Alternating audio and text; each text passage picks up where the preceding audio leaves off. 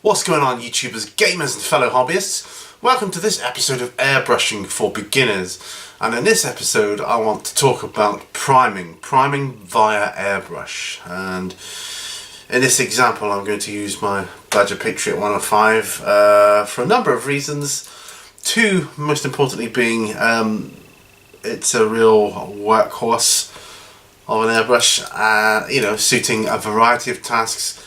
And it's particularly good, I mean it's good for lots of things, but it's particularly good at priming and base coating. So we're going to look at priming models. Now I've been talking to people recently, they've been saying about the best way to prime a model, and you should do this and you should do that. And in some cases I agree, and in some cases I disagree.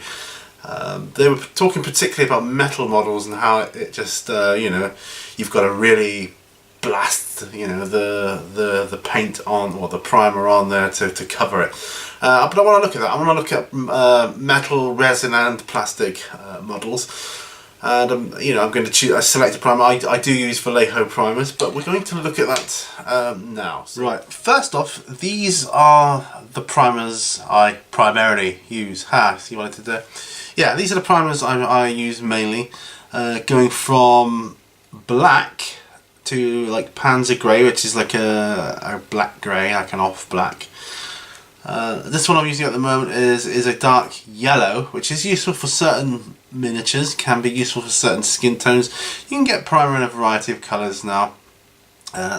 This is my Ghost Grey, and of course my white here. And they've all got their uses, and depending on how detailed you want to go with a model, they've all got their various uses, and they're equally able to be used through an airbrush or by hand priming. Now, as many of you know, I like to hand prime my models because that's how I get to know a model, but there are instances when an airbrush is simply the only way, or I just want to do it for quickness, depending on how what the reason is. If I've got a game coming up and I want to use particular models, if I want to paint more than one, and we'll talk about that. For this example I'm going to just use with the black, because they're all primarily the same. I prefer, my favourite ones to be honest are black and off black. They're my two favourite. The greys I find and the whites can be sometimes chalky, or you get a lot of air bubbles in them, but if you brush them, I find them if you're careful, it's not a problem. And the coloured ones, it depends on what colour it is, I guess, but with this one I find it's better through an airbrush. But we're going to concentrate on the airbrush, so I'll just move those to one side. Okay, now I'm going to be using my Badger Patriot 105. It's a pretty standard airbrush, one I use for a lot of different things. I can do fairly detailed work with it, but if I want to do super detailed stuff, then I switch to a more detailed, like my Badger Chrome for instance, which has got a finer needle and so on. Now, a couple of things that I get asked a lot, so I'm going to be using the black primer.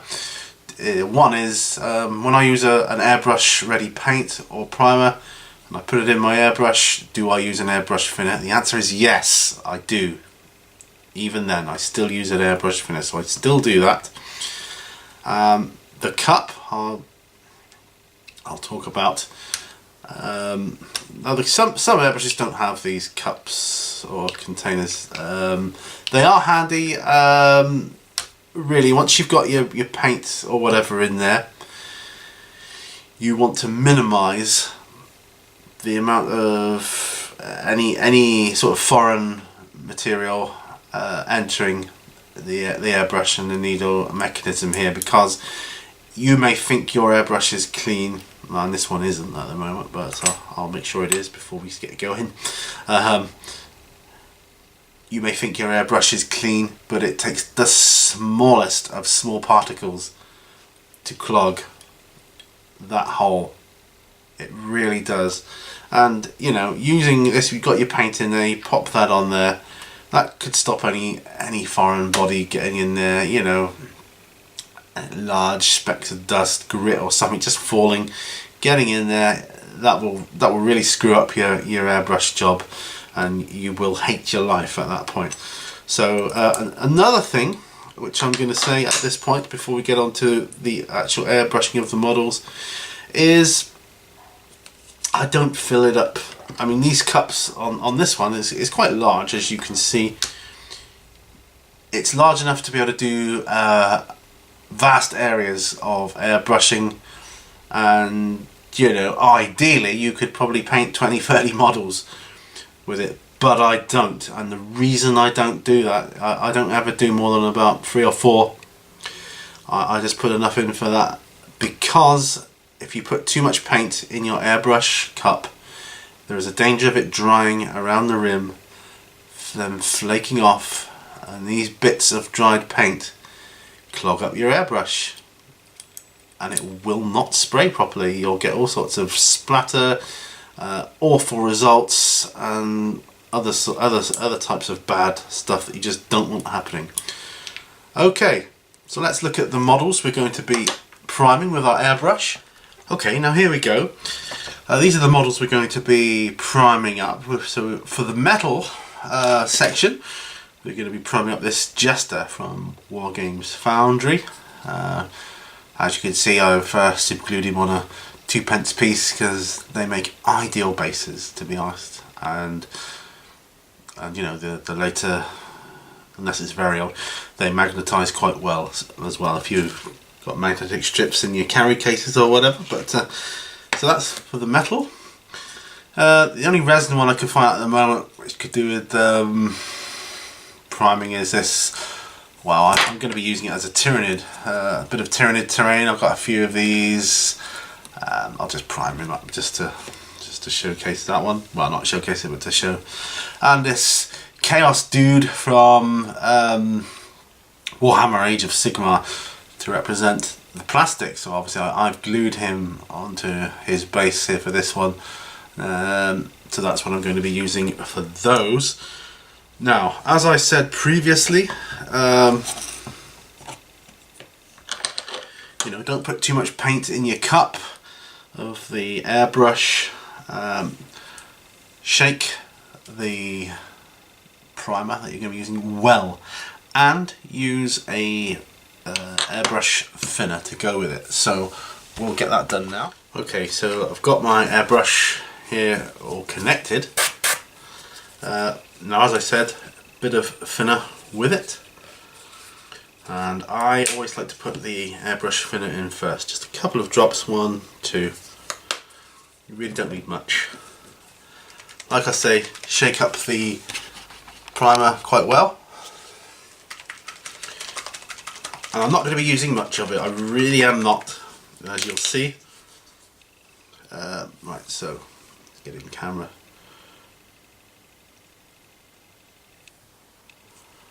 There, and that's probably too much for like doing one model, but thankfully we are going to be doing a few.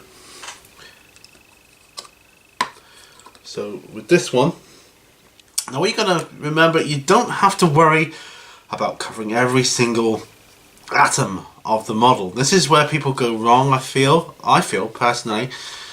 They feel they have to saturate the model with the primer, and you don't need to. The purpose of the primer is just to give it a surface layer for other paints to ensure cohesion. That's all, that is it. And you know, transparency and translucency appears through, it can appear through the model, and it doesn't actually mean it's not covered. And even in cases where it's not a big deal. It really is not. So PSI about 25, and what I like to do, just to test, get a good airflow. It's coming out there. Right, now before we start, so I got the airbrush thinner coming through first there, which was exactly what I wanted, because it will line the groove, so to speak. So good flow there.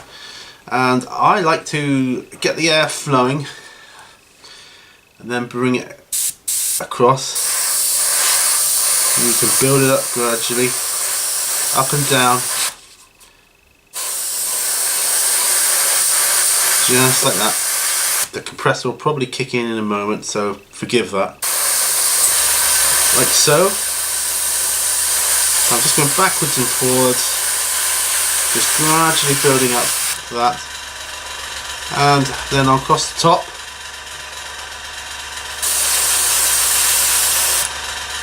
And that is probably going to be enough. Then underneath, you want to come underneath if you can, just to get those tricky areas. Now what you don't want to do, as I say, is blast it. That is more than good enough. Alright, so that's our metal model all primed nicely, and it's not going to obscure detail because you're not saturating the model. What some people tend to do, they see, oh, there's a bit of metal showing through there, I'm going to blast it through, and then they just cover up all that lovely detail, and it's really not good. Now you probably can't see too well on here, but the detail is showing through absolutely fine. It's just beautiful. I don't know if you can see. No, he's a bit out of focus there. You're gonna see on his back and his trousers, the detail just comes through and it's fine, and that's more than enough for priming a metal model. That's all you need. It really is. Now I've got a bit left over, so we'll do the plastic one next. So this Citadel model, again, I like to get the air flowing, then gradually bring it across the model, gradually build up, sort of like you would if you was painting it, but we're priming it.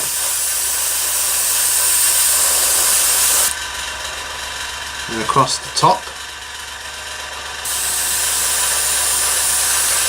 just backwards and forwards, just don't be in too much of a rush to prime. That's where a lot of people go wrong, I feel. Just be patient.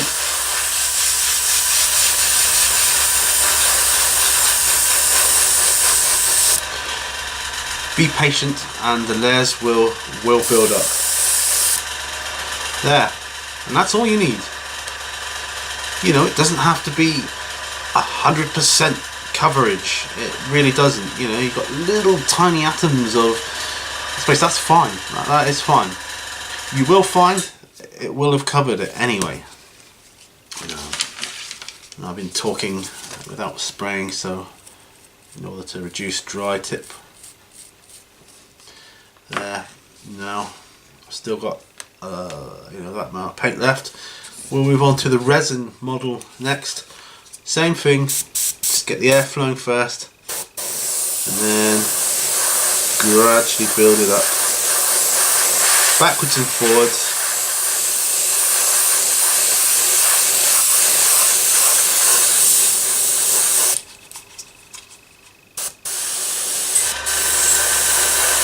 I don't ever fully engage the trigger.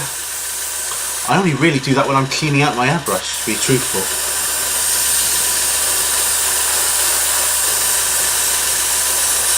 And you save so much more paint doing it this way as well. So just build up those layers of primer. That's all you need. Still got loads of paint left.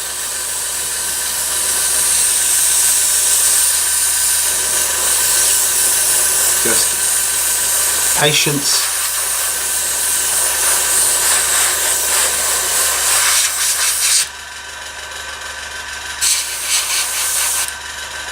That is all you need. And there, what will be Tyranid Spore Mine or something of that nature, all primed.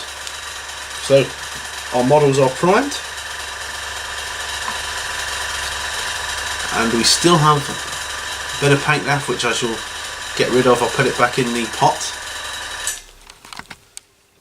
Right, so I've emptied out the paint, just quickly cleaned out the cup of the airbrush, and you know, as a quick tip, I use Windex for that. It's the perfect airbrush cleaner I've found, absolutely spot on, and I'm going to be trying substitutes before I make a video on that anyway. So I'm going to pop the cap, protective cap on that until I go back. I'm going to go back and clean it properly end of the day. Like I say, it is a good idea to keep these cups on. I mean, I didn't for the purpose of that demonstration, because I was trying, hopefully, to keep showing you how much paint I had left and how much further it goes when you don't just blast it, pull that trigger all the way back. You just need it a little ways. Don't need it all the way. About halfway is more than fine. And just keep patience, and you'll find it will layer up. It's all too easy to be too eager. I mean, I just want to get it on there, get it painted and primed and whatever else, and that's just something to try and avoid, really, because if you do that, it will hide detail. It will diminish the overall quality. It will make your finished paint job look a lot less better than it would if you just did like gradual layering and thin layering.